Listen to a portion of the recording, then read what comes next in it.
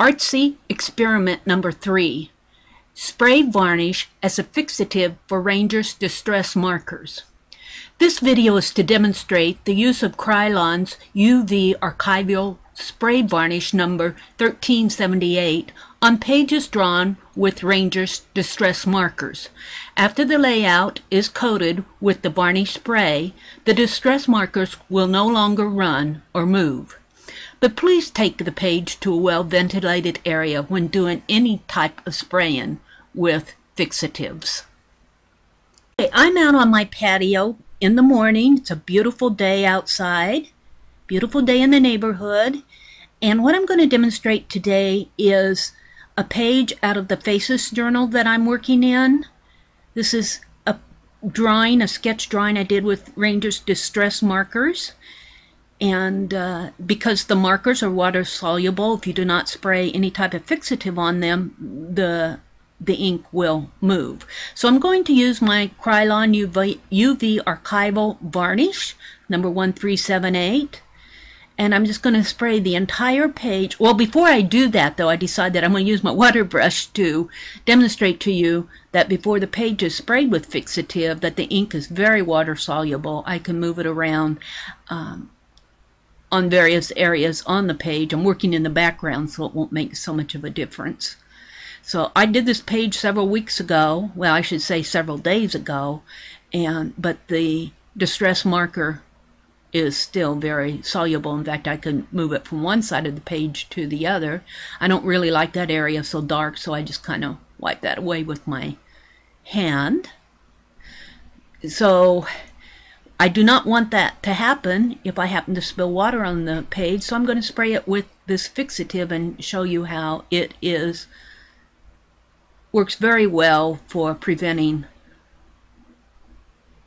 the water-soluble distress markers, Ranger distress markers, from moving. Now I'm giving it a really good coat.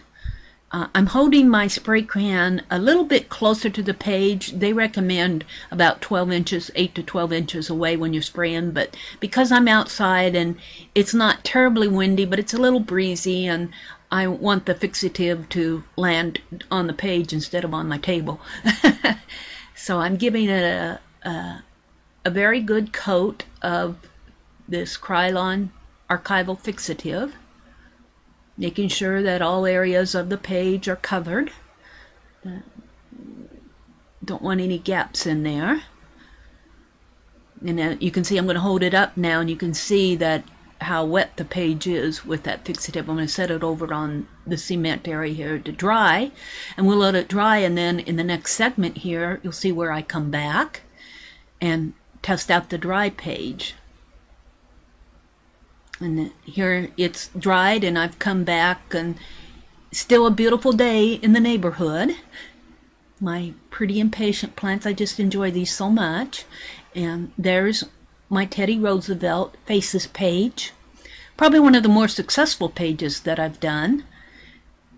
And I'm going to pick up the book now and take it over, test it, make sure that it's all dry, and then I take it over to my table, and I'm going to get out my water brush